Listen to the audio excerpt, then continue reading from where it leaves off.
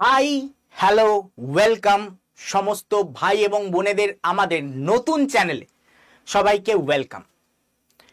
এই channel dedicatedly আমাদের ছোট ভাই বোনেদের জন্য যারা 9, 10, 11, 12 এইসব পরীক্ষার প্রিপারেশন নিচ্ছে।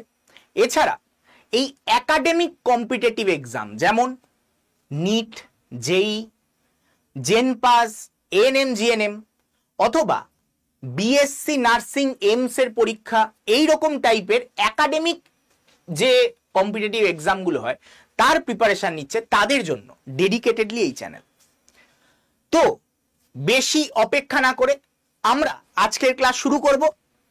আজকের ক্লাসে তোমরা তোমাদের মনে থাকা প্রশ্ন সেটা আজকে আমি দূর করব। যে স্যার এইচএস এ 40% মতন নাম্বার পেয়েছি, এবার কি আমার কাছে কোনো কেরিয়ার অপশন আছে?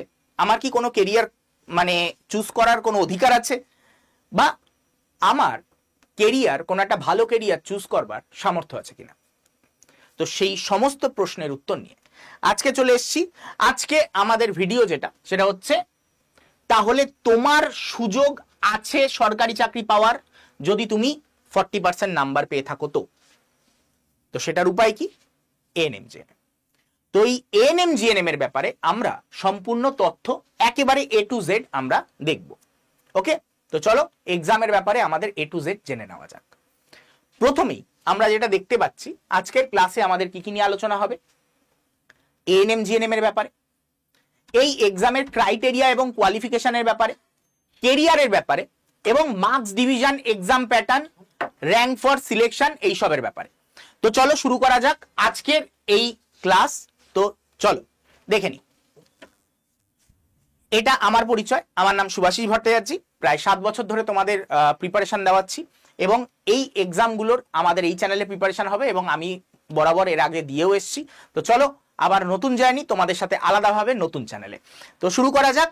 আজকের টপিকের প্রথম পয়েন্ট হচ্ছে এএনএম, জিএনএম কি। অনেকে যারা জানো তারা তো জানো, যারা জানো না তাদের জন্য যে এএনএম, জিএনএম হলো GNM, general nursing and midwifery.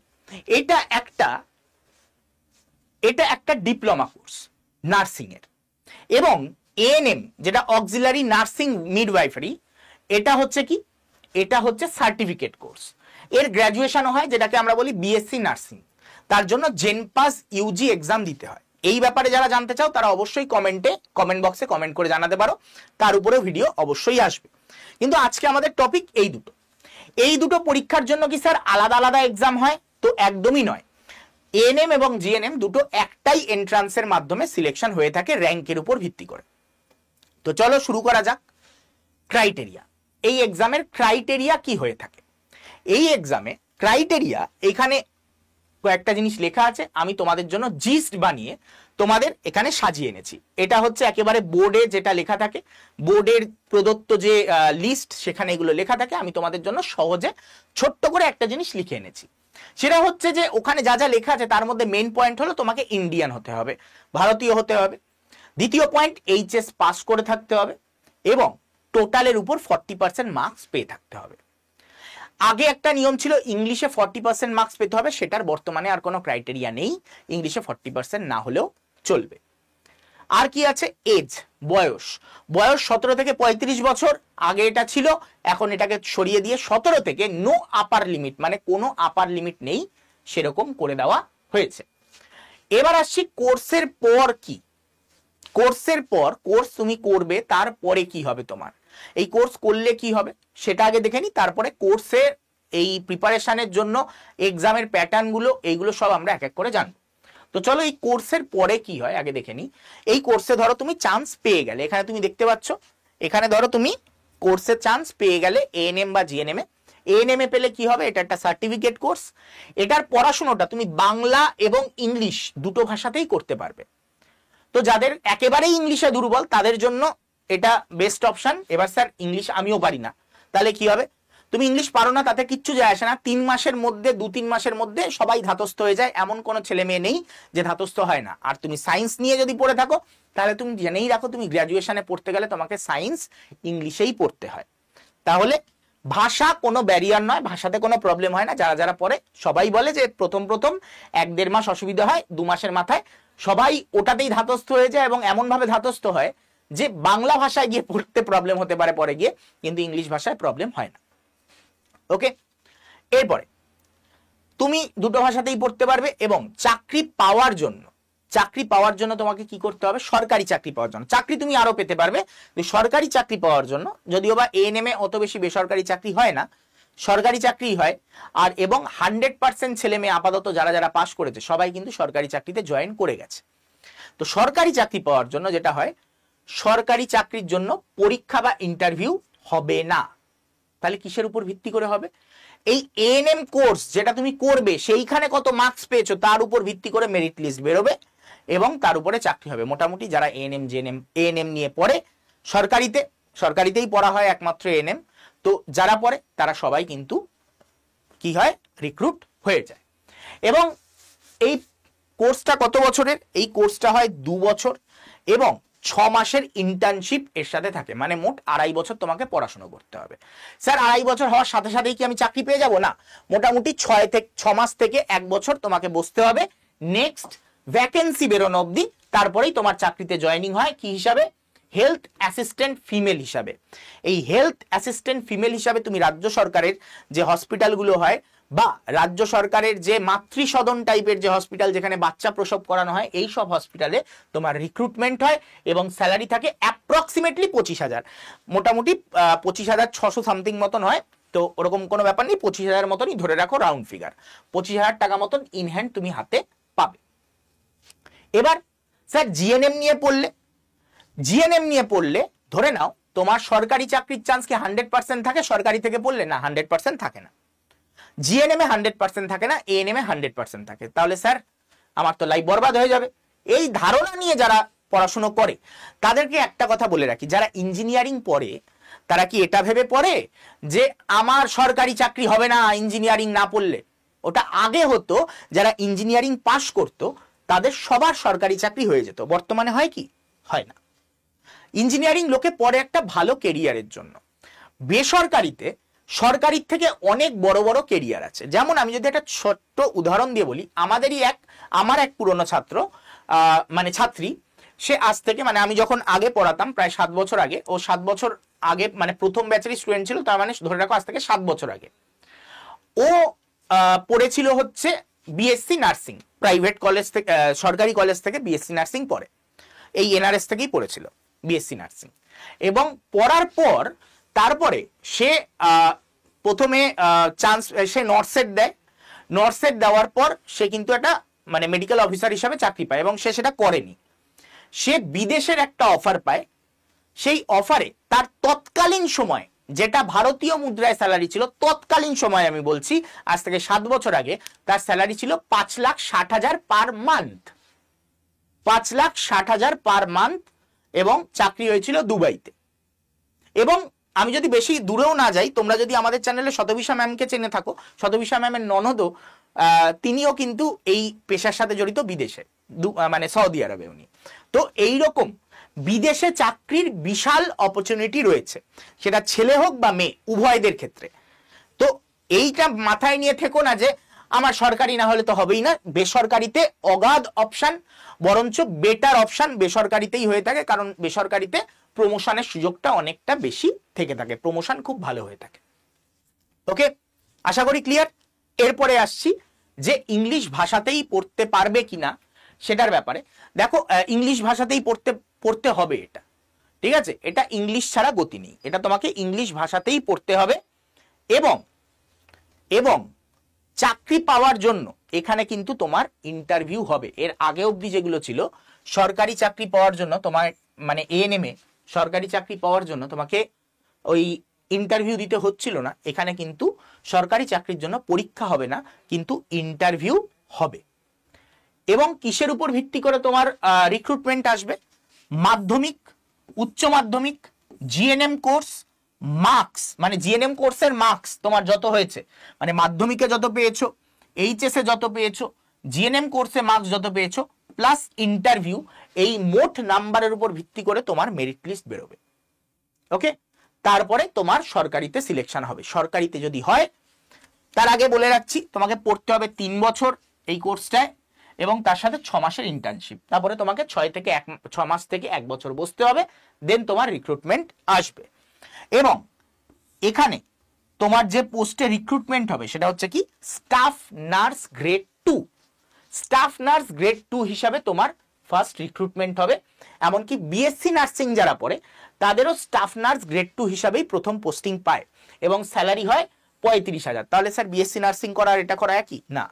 BSc nursing করে যারা পায় তারা 6 মাস থেকে 1 বছরের মধ্যে আরেকটা প্রমোশন পেয়ে বেরিয়ে যায়, নেক্সট স্টেপে চলে যায়। কিন্তু তোমাদের ক্ষেত্রে জিএনএম এ এটা তোমাদের স্টার্টিং এবং এটা অনেকদিন তোমাকে স্টে করতে হবে।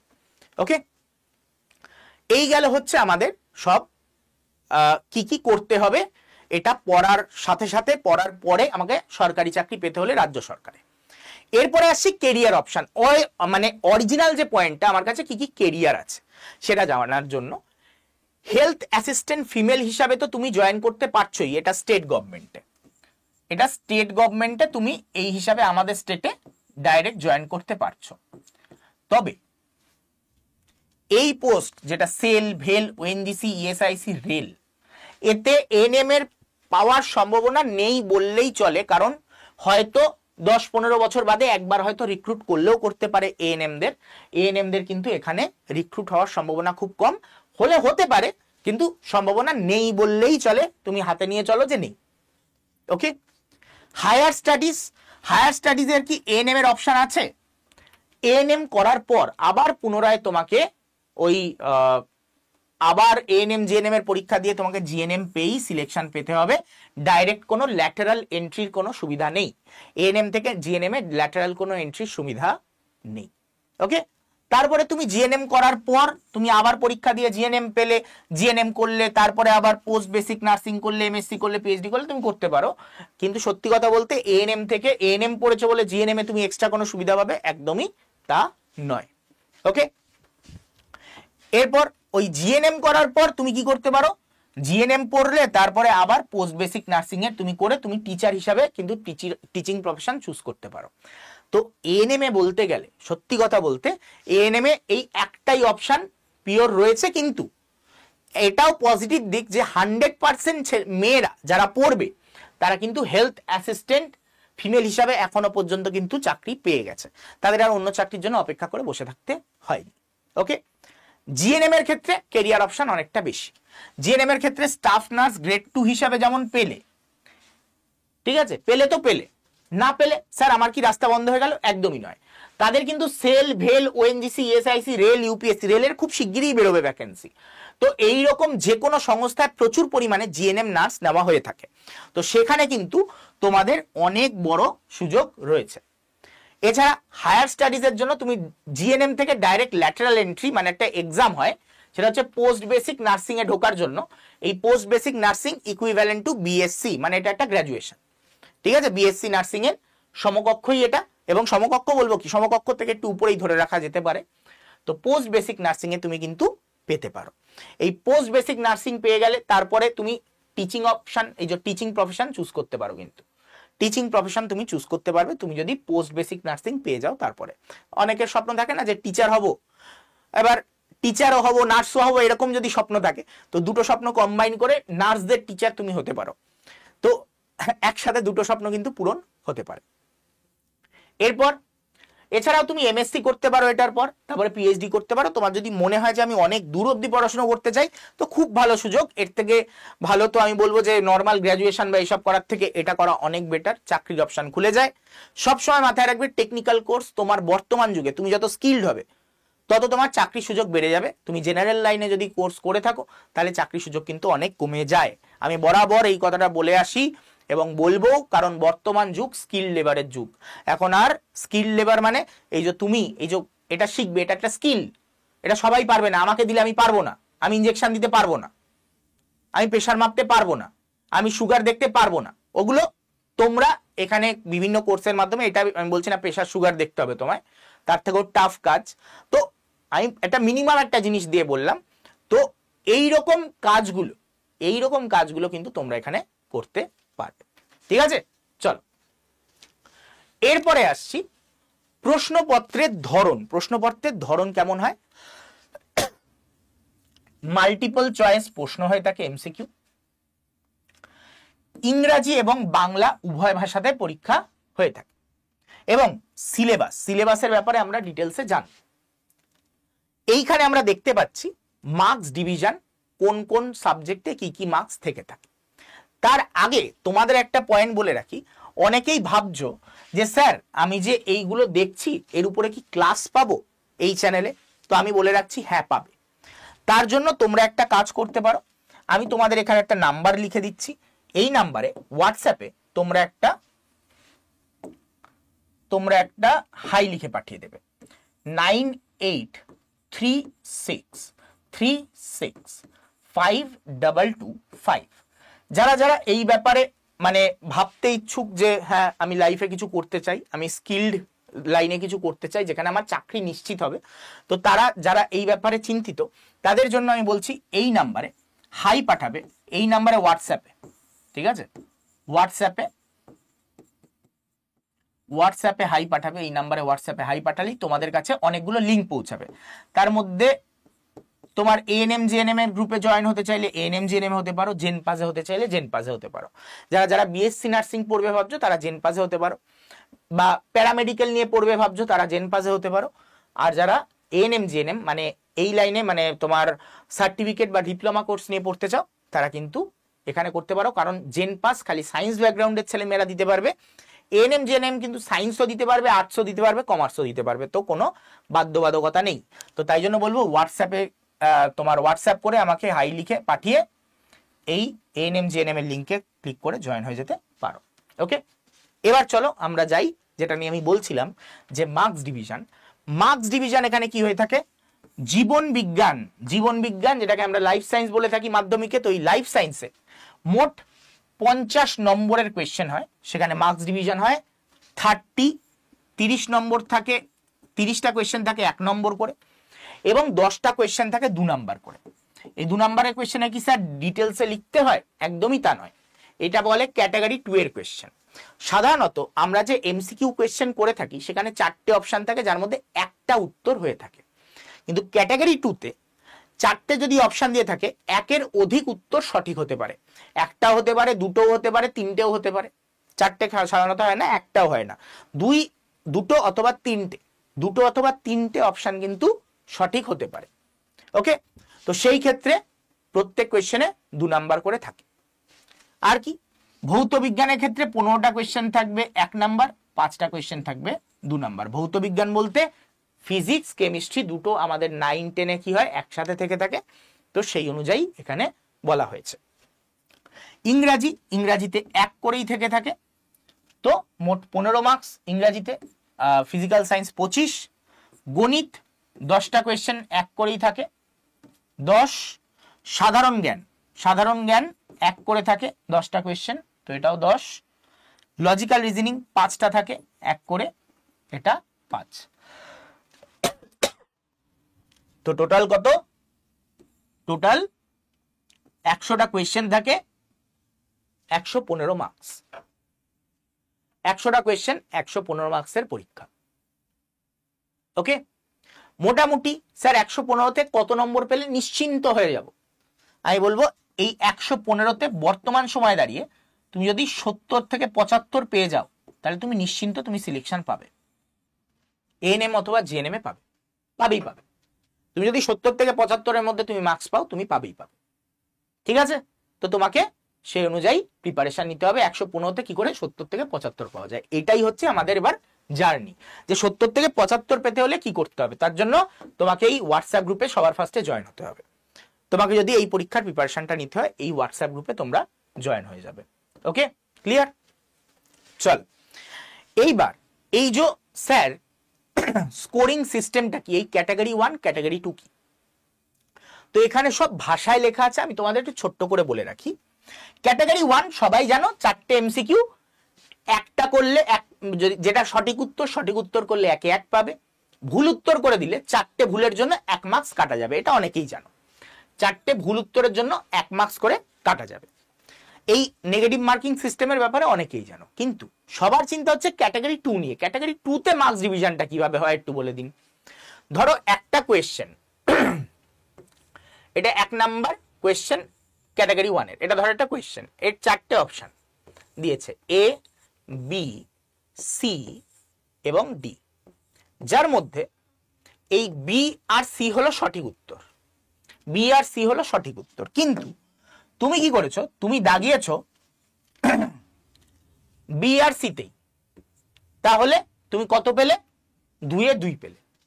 সিম্পল হিসাব, দুটোই ঠিক, 2-2। কিন্তু স্যার আমি যদি এরকম করি যে আমি মাত্র একটাতেই দাগিয়েছি, আমার অন্যটা নিয়ে কনফিউশন ছিল, আমি খালি বিতে দাগিয়েছি, তাহলে স্যার কত পাবো? বি সঠিক উত্তর, সিও সঠিক উত্তর, তুমি বিতে দাগিয়েছো, তার মানে তোমার দুটো কোয়েশ্চেনে, পার কোয়েশ্চেনে মানে তোমার দুটো অপশনের মধ্যে দুটো অপশনের মার্কস ছিল 2, দুটো অপশনের জন্য মার্কস ছিল 2, আর তুমি কটা ঠিক করেছো? একটা ঠিক করেছো, তাহলে তুমি কত পাবে? 2/2। দুটো অপশনের মধ্যে তোমার একটা ঠিক করেছো, সরি, দুটো অপশনের মধ্যে তুমি একটা ঠিক করেছো, ইন্টু 2, তার মানে কত পেলে? 1।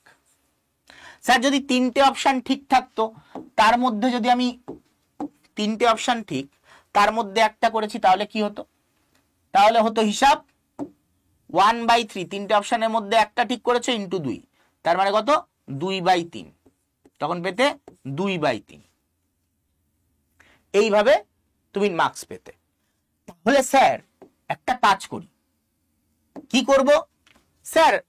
আমি তো জানি না কোনটা ঠিক হবে, আমি আন্দাজে না সবকটাই দাগিয়ে দিয়ে চলে আসি, আমি সবকটাই দাগিয়ে দিয়ে চলে এসেছি, এও দাগিয়েছি, বিও দাগিয়েছি, সিও দাগিয়েছি, ডিও দাগিয়েছি, তাহলে তো হিসাব মতন স্যার 4টেই ঠিক হওয়ার কথা, 4টের মধ্যে 3টে তো হবেই স্যার, তাহলে আমি ফুল মার্কসই পেয়ে যাব, 0 পাবে।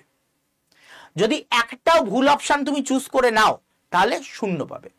ভুল অপশন চুজ করা যাবে না, তুমি পারলে সঠিক একটা কম চুজ করলে ঠিক আছে, ওকে, তুমি কিছু মার্কস পাবে, কিন্তু যদি ভুল অপশন চুজ করে নাও, তুমি 0 পাবে। ক্লিয়ার? এইবার এই ক্যাটাগরি 2 এর কোয়েশ্চেন অনেকে না ছেড়ে দিয়ে চলে আসে, পুরোপুরি ছেড়ে দিয়ে চলে আসে, খুব বোকামো করে, খুব বড় বোকামো করে।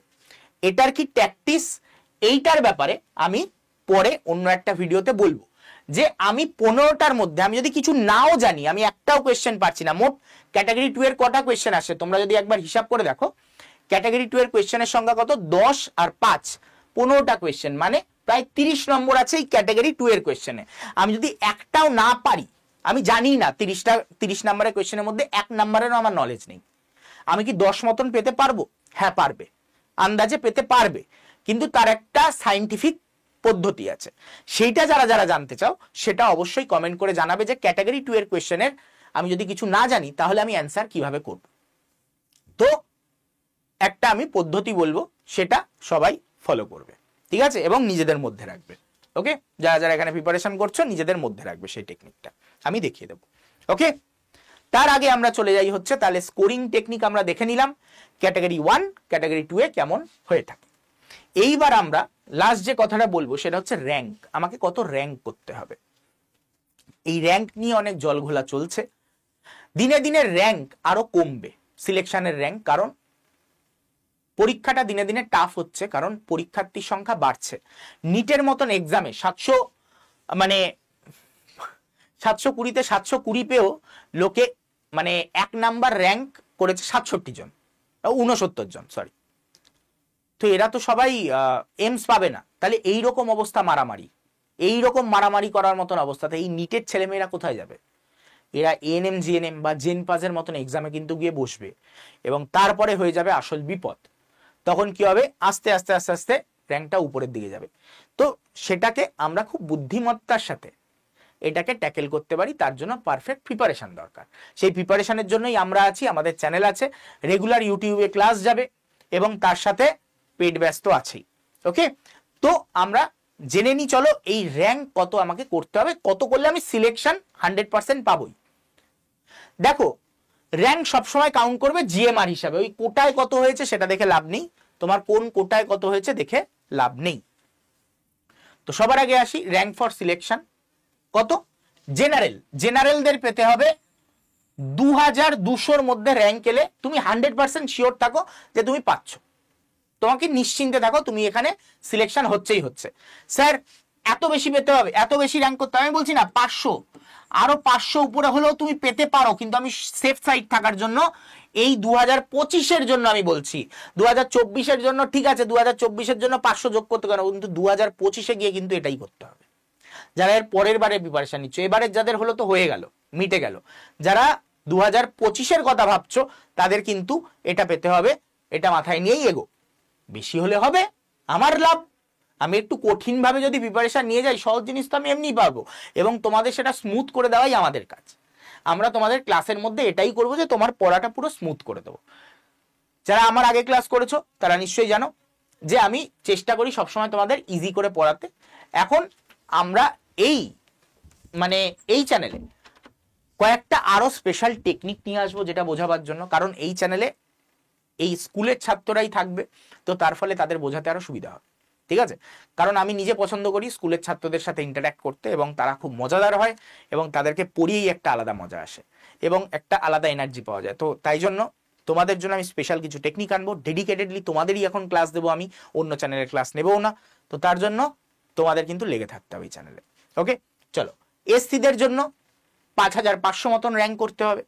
এসটিদের মানে জিএমআর র্যাঙ্ক বলছি সবকটা, এসটিদের 11000 জিএমআর র্যাঙ্কের মধ্যে থাকতে হবে। ওবিসি এ 3500 জিএমআর র্যাঙ্ক থাকতে হবে। ওবিসি বি 2800 জিএমআর র্যাঙ্ক থাকতে হবে, এবং ইডব্লিউএস তাদের কিন্তু 5000-এর মধ্যে জিএমআর র্যাঙ্ক থাকতে হবে। 2025-এর বুকে দাঁড়িয়ে আমি এটা বলছি, 2025-এর জন্য দাঁড়িয়ে আমি এটা বলছি যে এটা কিন্তু মাথায় নিয়ে এগোতে হবে। এইভাবে কিন্তু আস্তে আস্তে উপরের দিকে উঠছে র্যাঙ্ক, ঠিক আছে? ক্লিয়ার? এইবার চলে আসছি আমাদের পেড ব্যাচ, যেটা ধন্বন্তরী। এই পেড ব্যাচে আমাদের কিন্তু এইবারে পড়ার টেকনিক আলাদা হবে, কারণ সিলেবাস বদলেছে। তার জন্য আমরা তোমাদের ভিডিও কোর্স আগের থেকে প্রোভাইড করব, এবং তার উপরে আমরা ডাউট সলভিং ক্লাস এবং ডিপিপি সলভিং ক্লাস আমরা কিন্তু নেব। ডিপিপি সলভিং কি? ডেলি প্র্যাকটিস পেপার, তোমাদের যেটা পড়ানো হবে তার ডেলি প্র্যাকটিস পেপার দেওয়া হবে, এবং সেটা তোমাদের ফার্স্টে সলভ করতে দেওয়া হবে, তারপরে আমরাও সলভ করে সেটাকে দেখিয়ে দেবো যে এই টেকনিকে তোমাকে এক্সামে অ্যাপ্রোচ নিতে হবে। এবং যে ভিওডি রেকর্ডেড ভিডিওটা যাবে সেটা পড়ে তোমাদের সব ওখানে পুরো ধরে বোঝানো আছে, সব তোমাদের খুব নখো দর্পণে এসে যাবে, এরকম ভাবে কোর্সটাকে কিন্তু সাজানো। এইখান থেকে যেগুলো বুঝতে অসুবিধা হবে তার জন্য থাকবে লাইভ ডাউট সেশন, যেখানে তোমাদের মনে যা কনফিউশন আছে এটা পুরো লাইভ হবে। তোমাদের যা কনফিউশন আছে, তোমাদের এই চ্যাপ্টারটা যেটা পড়ানো হলো ওটা আবার লাইভে আবার তোমাকে দেখিয়ে দেওয়া হবে। ওকে, তারপরে ক্লাস নোট যেটা পড়ানো হলো তার পিডিএফ থাকবে, ডিপিপিরও পিডিএফ পাবে। জিকের ইবুকটা আমরা এখানে দিয়ে দেবো, জিকের ইবুক। মক টেস্ট দেবো আমরা তোমাদের, মক টেস্ট প্রোভাইড করব, ফ্রি মক টেস্ট, এবং কাউন্সিলিং গাইডেন্স, যেটা সব থেকে ইম্পর্টেন্ট এই পরীক্ষার প্রিপারেশনে, যে কাউন্সিলিং গাইডেন্স, এটাও কিন্তু তোমাদের আমরা প্রোভাইড করব। কোর্সের প্রাইস কত থাকবে? 1639 টাকা। যদি তুমি এই Y229 কোডটা ইউজ করো, তোমার কেনার সময় কোড দিতে বলবে, সেখানে Y229 কোডটা ইউজ করলে তুমি কিন্তু এই 1639 টাকায় তোমরা এই কোর্সটাকে পেয়ে যাবে। আর ভর্তি হওয়ার জন্য চেষ্টা করবে প্রথম নাম্বারে কল করে নিতে, বা দ্বিতীয় নাম্বারেও করতে পারো। প্রথম নাম্বারে কল করে নিলে তোমাদের কিন্তু গাইডেন্স দিয়ে দেওয়া হবে যে কিভাবে ভর্তি হবে, স্টেপ বাই স্টেপ সম্পূর্ণ বুঝিয়ে দেওয়া হবে। যে এই ধন্বন্তরী, যেটা হচ্ছে এএনএম জিএনএম 2025-এর জন্য ব্যাচ, ধন্বন্তরীকে নিশ্চয়ই জানো, তো তার নামে এই ব্যাচের নাম রাখা হয়েছে। আশা রাখবো তোমরাও বড় হয়ে একজন এনার মতন একজন মহান ব্যক্তি হয়ে ওঠো, বা একজন মহান বিদ্যুষী মহিলা হয়ে ওঠো, বা বিদ্বান পুরুষ হয়ে ওঠো, এটাই চাইবো। এবং নিজের কেরিয়ারে সফল হও, এটাই চাইবো। যারা যারা হোয়াটসঅ্যাপ গ্রুপে জয়েন হতে চাও আমাদের এই এএনএম জিএনএম এর প্রিপারেশনের জন্য, তারা উপরে দেওয়া এই নাম্বারে হোয়াটসঅ্যাপে হাই লিখে আমাকে কি করবে, লিঙ্ক যেই হাই লিখবে সঙ্গে সঙ্গে তোমরা একটা লিঙ্ক পাবে, সেই লিঙ্কে ক্লিক করে কিন্তু তোমরা জয়েন হয়ে যেতে পারো আমাদের হোয়াটসঅ্যাপ গ্রুপে, যেখানে তোমাদের সম্পূর্ণ গাইডেন্স দেওয়া হবে। তো আশা করি তোমাদের কাছে ক্লিয়ার হয়েছে যে কি কি করবে, কিভাবে এবার মাথার মধ্যে একটা ছক সাজাতে শুরু করো, কিভাবে তোমরা প্রিপারেশন নেবে।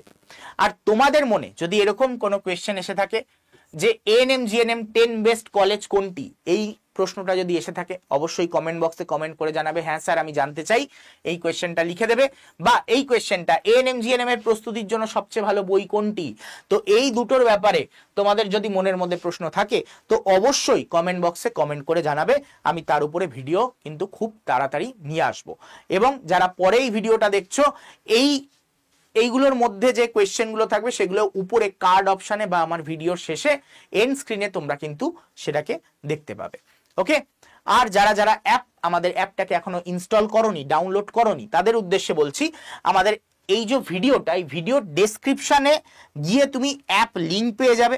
সেই অ্যাপ লিঙ্কে ক্লিক করে কিন্তু তোমরা অ্যাপটাকে ডাউনলোড করে ইনস্টল করে নিতে পারবে। এই ভিডিওর ডেসক্রিপশন বক্সেই লিঙ্কটা দেওয়া আছে। এবং তারপরে ইনস্টল করে নেওয়ার পর তোমরা অ্যাপটা যখন খুলবে নিজের ইমেল আইডি, ফোন নাম্বার সবকিছু দিয়ে, তখন তারপরে যে সেগমেন্ট চুজের জায়গাটা থাকে ওখানে অনেকে ভুল করে দেয়, তোমরা স্টেট এক্সাম অপশন চুজ করবে। তারপরে স্টেট চুজ করবে ওয়েস্ট বেঙ্গল। তারপরে তোমরা অ্যাপটাকে ইউজ করো এবং আমাদের সব কোর্স, ফ্রি ক্লাস সব তোমরা এই অ্যাপের মধ্যে পাবে।